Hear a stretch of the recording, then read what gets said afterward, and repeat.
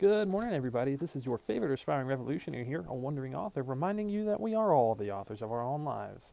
And today we're going to go over Chapter 4 of The Wealth of Nations and possibly get into Chapter 5. Now, Chapter 4 is on the origin and use of money. So, after establishing the division of labor, men only supply a small portion of their needs directly. Most of his wants are met through exchange. He takes the part of his produce which is above his personal use and trades it with other men for theirs.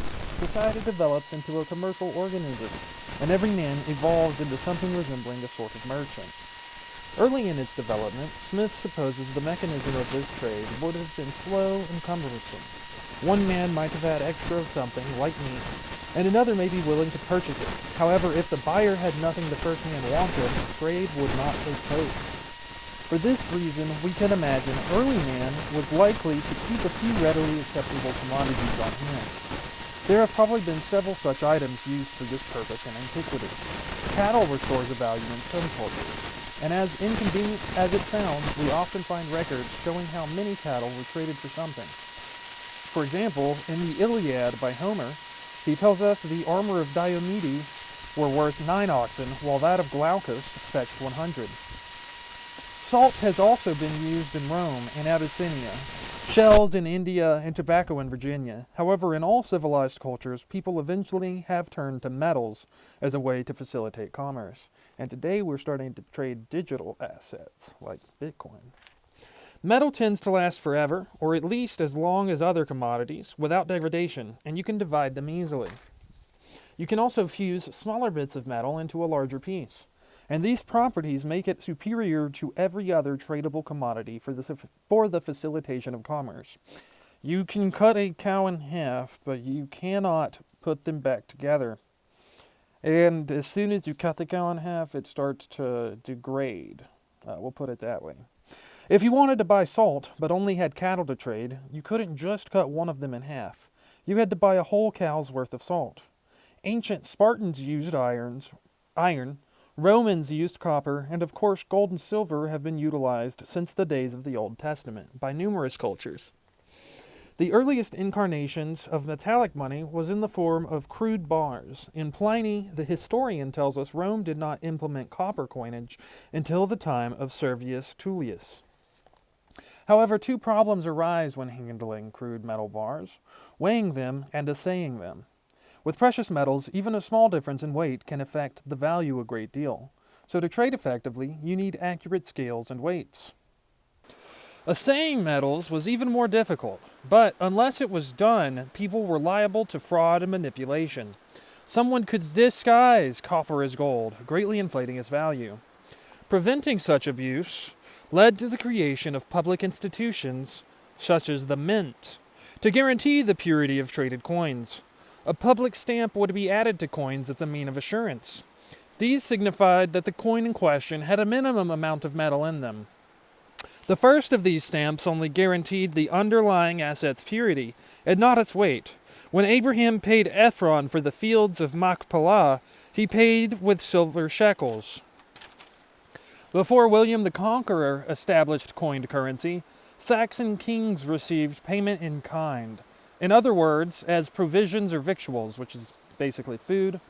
Nevertheless, these monetary payments went to the exchequer at first, who weighed them.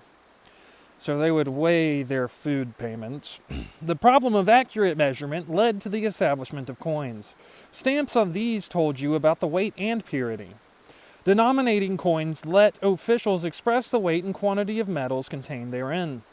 During the reign of Servius Tullius, the Roman pondo which is a weight of money, pondo had a Roman pound of quality copper. This was further divided into 12 Roman ounces. When Edward I ruled England, the pound sterling contained a pound of silver. Similar patterns are seen in the France of Charlemagne and the Scotland of Alexander I.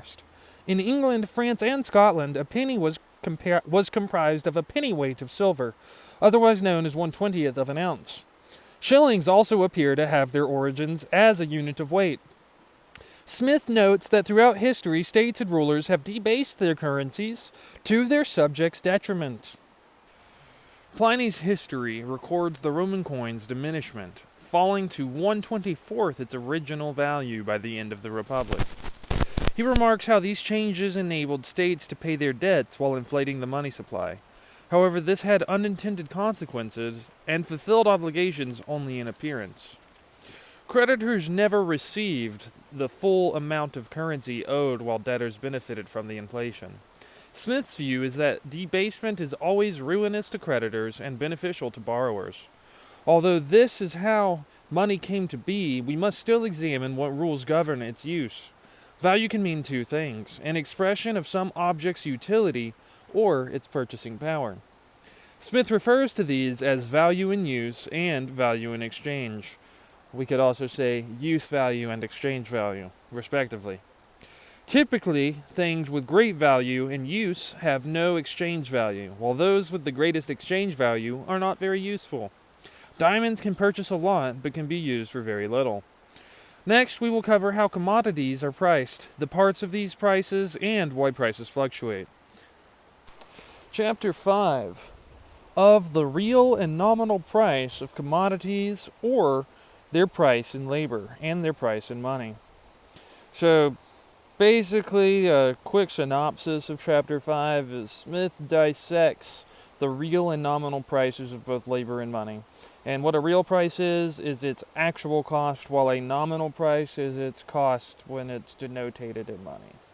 So it begins, this isn't a word for word, this is my notes on it. A man's richness or poverty hinges on his ability to afford necessities and conveniences. Yet his own labor can only afford him a small part of these once the division of labor is thoroughly established in a society. Most of what he wants or needs is acquired from other people and their labor, so his richness or poverty begins to depend on what he can afford from them. A commodity's value also starts to be measured by how much labor it can purchase or command. As such, according to Smith, labor is the true measurement of a commodity's exchange value. The price of all things equals the toil of acquiring it, how much labor it would take to buy. For the man who wants to buy. For the one who wishes to sell, its value equals how much labor it can save him or command from others. In Smith's words, quote, labor was the first price, the original purchase money that was paid for all things. The world's wealth originated not from gold or silver, but our collective labor. And this money today can be measured by how much labor it can purchase. Thomas Hobbes told us in his book Leviathan that wealth is power. However, the one who has it does not always aspire to high office. Even if he has the means, he may not enter public life at all. What his fortune does with certainty, though, is give him the power of purchasing. The measure of his fortune is in proportion to the extent of this power. How much can he buy? Nevertheless, the picture gets trickier here. Even though a commodity's exchange value originates in labor, labor tends not to be the unit of their measurement. Finding the ratio between two quantities of labor is no small task either. We may weigh the difficulty of one task compared to another, how much brain power is required to accomplishment, or how much hardship one must endure while doing it. 1 hour of hard work could seem to be worth more than 2 hours of easy business, but the easier task may command a higher wage. Perhaps this is because someone spent 10 years learning what it takes before getting that job. Perhaps not. Even if this is the case, defining how much hardship or ingenuity is needed can be difficult as well. More typically, these valuations are made by market forces, supply and demand, and the ability to trade. To further complicate the matter, most commodities are traded for other commodities and not labor. Smith says it is more natural to estimate exchange values using it by the quantity of another commodity than by how much labor it can produce. Imagine getting change at the register, but instead of coins, you received man-hour tickets, little slips of paper that let you know how much you could borrow someone's labor for at the time. This would be far more abstract and complicated than money, which is an actual tangible object you can hold. After the age of bartering ends, and money is the preferred medium of exchange across the land, all commodities are exchanged for money more frequently than anything else. A butcher would not carry beef to the baker to exchange it for bread, but would carry it to the market and sell it for money. At the market, the beef's value determines how much money he could exchange them for, and in turn, how much bread he could afford. The butcher then sees his product as worth a certain amount of money, as does every other producer of any type of commodity. Gold and silver vary in value in accordance to the abundance of the mines known at that time. When American mines were discovered in the 16th century, it reduced the price of precious metals to 1/3 of what they had been worth previously in Europe. Smith says the reason their value fell so much is because they took less labor to acquire. History shows us several examples of patterns like this. As such, commodities with naturally varying values can never be an accurate measurement of other values. A laborer's labor is always of the same value to him at all times and in all places. The prices of things may vary, but the value of labor is constant. What requires much labor is expensive, and what requires little is cheap. Labor alone is the real price, and money is only their nominal price, according to Adam Smith. Equal amounts of labor are always valued equally by the laborer. Yet employers may purchase their work for different prices. On some occasions, an employer may purchase it for more, and on others for less. Smith says that what accounts for this difference is the value of the goods they produce that differs. From this, it may be said that labor also has a real and nominal price. This real price derives from how much other commodities will be given for it, while the nominal price and how much money.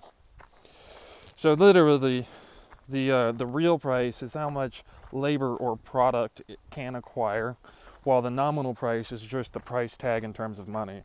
And any of us who have experienced inflation in the last couple of years know that how much a dollar is worth or a shilling can change, and sometimes quite rapidly. A rich laborer would be the one who is amply rewarded according to the real price of his labor, rather than the nominal. Distinguishing between real and nominal prices can be of considerable use.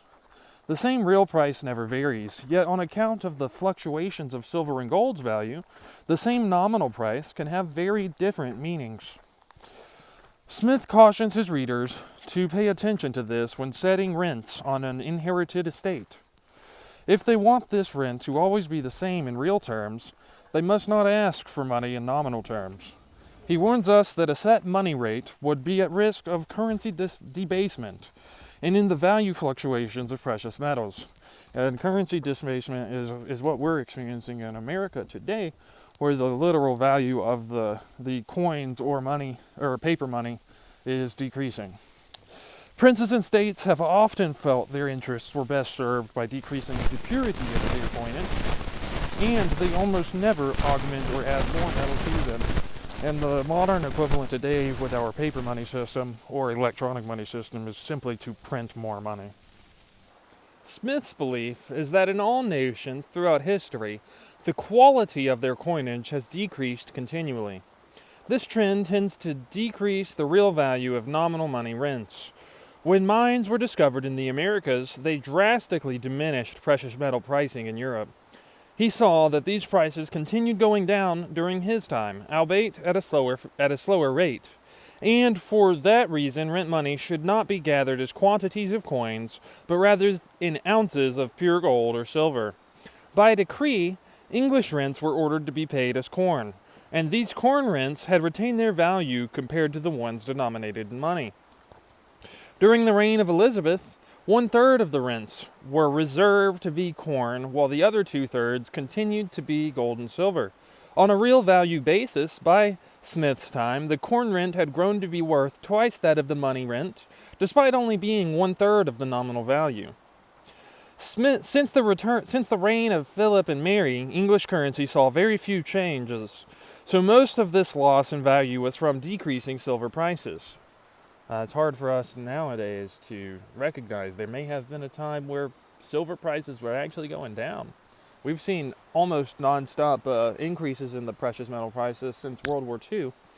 But there was a time where new mining discoveries were happening so frequently it pushed down the prices of silver overall.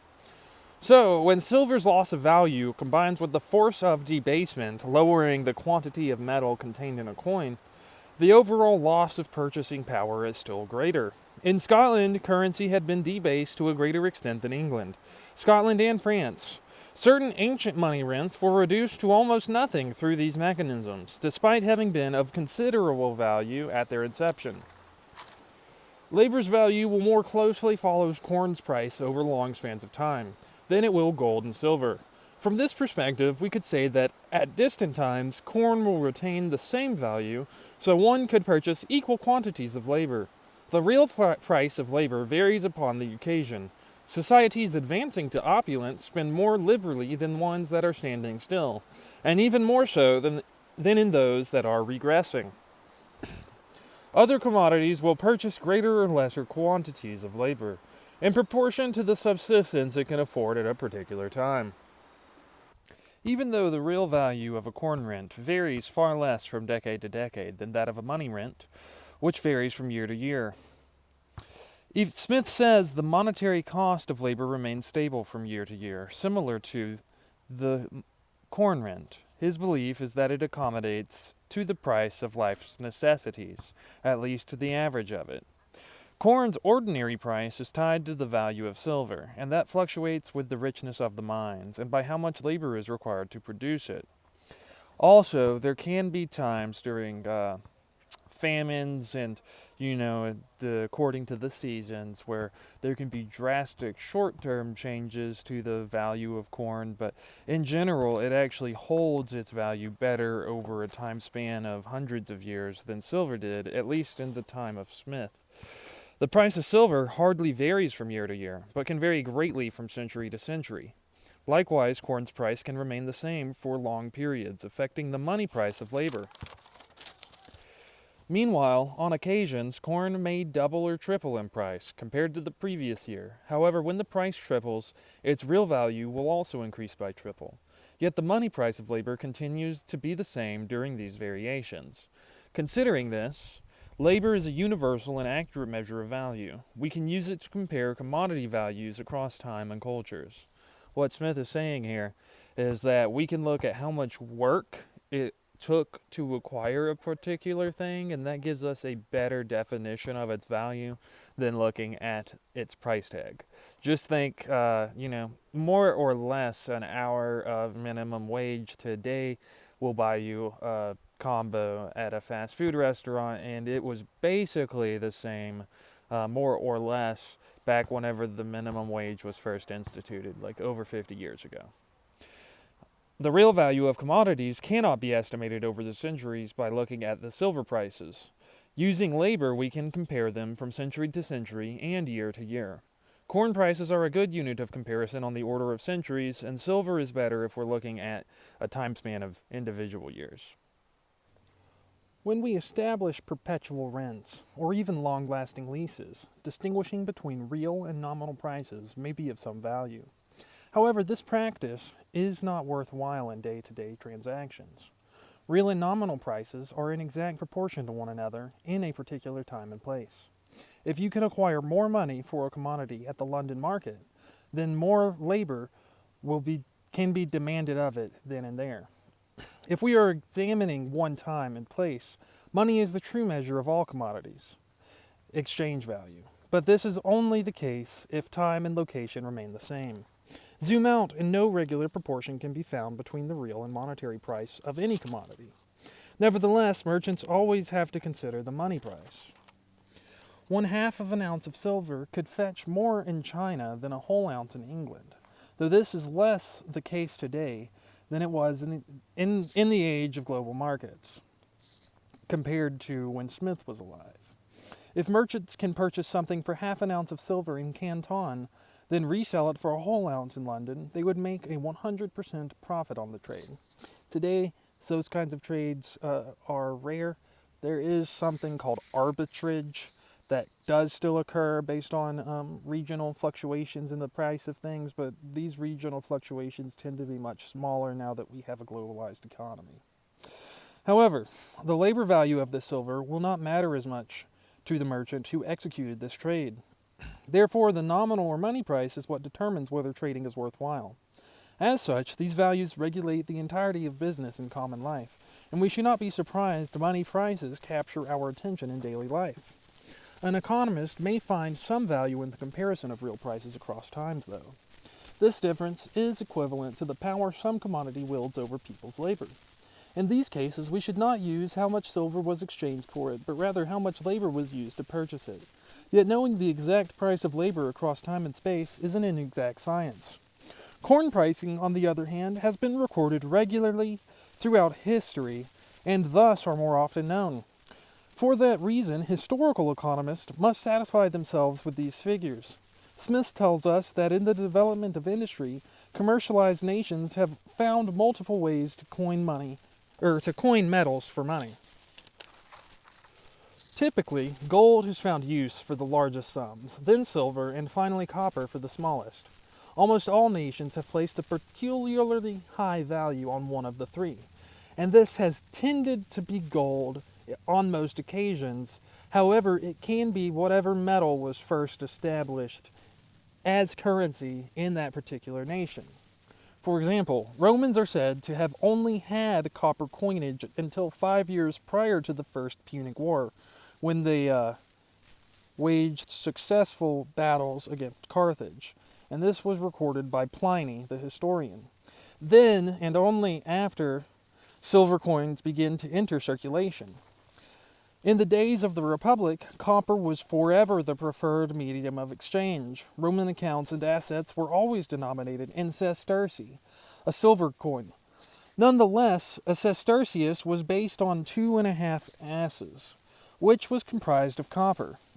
If a Roman owed others a great sum, they would be said to have a lot of other people's copper. Then, the northern nations who inherited the carcass of the Roman Empire appear to have kept few silver coins, and they even had limited copper and gold coinage. Saxon England circulated silver, but gold was nearly non-existent until the reign of Edward III, and no copper would be found until after James I. English and most European nations during Smith's era calculated estates and accounts in silver for that reason. If someone wanted to express their level of wealth, they would tell you how many pounds sterling they had, a unit of silver. Smith believed legal tender could only be made in the peculiar metal chosen as the standard measure of value in all nations. For example, gold was not legal tender in England until it was converted into coinage. No public law fixed the proportion between silver and gold. Instead, it was left for the market to settle. Creditors might have rejected gold payments, or he could have accepted the payment at an agreed-upon silver and gold valuation, or ratio. During Smith's time, copper was only legal tender as change for smaller silver notes. Distinguishing between standard and non-standard metallic currency was more than a nominal distinction. Over time, people have grown familiar with different coins and their comparative values, though. Then, public laws were decreed stating fixed rates of exchange between these metals, though this has fallen out of practice in the modern era. When this was the case, and there were fixed exchange rates, the distinction between standard and non-standard metals was only nominal in nature. However, after this regulated price changes, either increasing or decreasing in value, this distinction becomes more than nominal in nature once again. These changes could revalue debts and obligations so that the same amount of silver would be needed to pay them, but less gold, or vice versa. Smith notes how silver's value has been more stable than gold over history. Because this is the case, he supposes silver measures the value of gold and not the other way around. However, he claims this difference originated in the practice of tracking all accounts by their silver prices. We could alter this by setting the price of silver against gold and doing away with it. Then it would appear as if gold measured silver's value and not the other way around. Adam relays how in the world, if regulated proportions remain stable between metals, the most precious metal will always end up regulating the value of the others. We see an example of 12 copper pence, which are made of low quality copper, that would only go for 7 silver pence at the market. Yet regulations could still make them go for a shilling. Prior to the late Reformation in Great Britain, gold coins were standardized at a higher quality level, so the ones in circulation around London at the time were less degraded than their silver counterparts. 21 worn-out shillings would have been considered to be the equivalent of 1 gold guinea. These later regulations brought gold coinage close to its modern standard weight, at least as close as it was possible for any nation to accomplish back then. Silver coins continued in circulation but they were in the same degraded state as before. Nevertheless, the gold coins' quality improvements raised the price of silver, since it was still exchanged for gold at the same rate. English mints would press a pound of gold into 44.5 guineas. You could trade this for about 46 pounds, and that is the unit of currency that's popular over in Britain, 14 shillings and 6 pence. No taxes were levied on coinage at this time either. If you had a pound of gold bullion and you carried it to the mint, they would hand you back a pound of gold coins with absolutely no deductions. Gold coins had a variable price until after being reformed, at which point its rate of exchange was fixed at £3, 17 shillings and 7 pence per ounce. Before this, the market price usually hovered somewhat above the mint price. Afterward, the market prices were consistently below pricing at the mint. Smith saw how improving the quality of gold coinage actually had a positive impact on silver's value as well. Similarly, he believed this impact probably extended to all commodities, albeit to a lesser extent. Around that time in England, the mint price of silver was 62 shillings per pound weight. Thus, we can see the price per ounce at the mint was 5 shillings and 2 pence. Market prices for silver would go up and down a pence or two per ounce throughout history up until the late Reformation. After reforming gold coinage, market prices for silver bullion fell, but it still never fell as low as the mint's price. He also observed how copper was traded at far higher prices than its true value would indicate. European, Dutch, and French markets supported exchange values of 1 ounce of gold to 14 ounces silver, assigning it a somewhat lower value, and English markets would convert trades at 15 to 1 ratio, allowing a good opportunity for arbitrage back then. Nonetheless, these high values of silver and copper seemed to have no effect on bullion's exchange rate.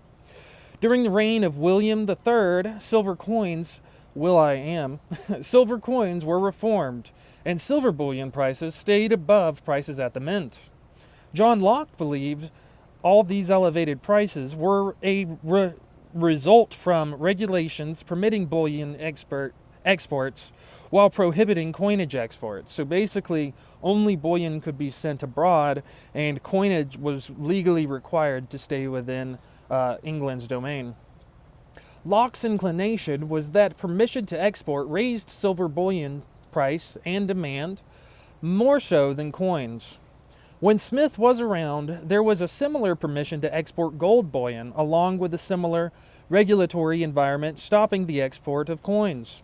Despite all this, gold bullion prices had fallen below what someone would get at the mint. So if you had gold bullion, you would be better off going to the mint and trading it rather than going to the market to trade. English coin markets underrated silver compared to gold, and since reforming the silver coin production process did not lower the bullion prices to what the mint charged, Locke thought additional reformations would have been unlikely to do so. If silver coins were returned to the standard weight, like what had happened with gold, most likely the exchange value of coins would rise above that of bullion. Considering these parameters, men could profit by melting silver coins to sell as bullion in exchange for gold, then trade it for a gold coin, or then trade the gold coin for additional silver coins, which would in turn be melted again and converted into bullion as part of an endless cycle. Consequently, Smith's opinion was that some alteration would be necessary to prevent this inconveniency. Such an inconvenient practice would be lessened if the exchange for silver was set far above its current value at the time. Having people melt your coins and turn it into bullion was problematic for the state during this era. It's actually funny because, around back then, people would use copper, silver, and gold as currency. Imagine having like 3 types of dollar bills and they all have fluctuating values. It'd be a lot more confusing to execute any kind of buying and selling. Smith's hypothetical policy advocations included limiting silver's legal use as tender to only that of making change for a gold guinea. Creditors would be safe from fraudsters who might leverage silver coinage's elevated value. This was just like how public policy protected lenders from high copper prices. On the contrary, though, banks could suffer from this policy's adoption. When there was a run on the banks, these institutions could not prolong the making of payments. Typically, they would limit payments to only 6 pence at a time. Adding these regulatory practices would force them to keep more cash on hand. That would constrict their business, but it would add considerable security to their clients, and bank rushes were far more often in this era. The steady ratio between coins and bullion are the result of a factor in the state of the coin. This relative effect stability implies a steadiness in the cause. Currency in any particular country is an accurate measure of value, assuming we limit our perspective to a particular place and time. Any uncertainties are adjusted for by the merchant who raises and lowers his prices. These adjustments take into account a coin's average weight, since these metals degrade over time. Older coins will weigh less and contain less gold or silver. And that is it for Chapter 4 and 5 of The Wealth of Nations. Quite a riveting topic. My only question for you guys is, what are y'all doing in order to uplift, inspire, and empower your local community today? Because this world isn't changing unless we all do our part, and you can count on me to do mine daily. Till next time, God bless.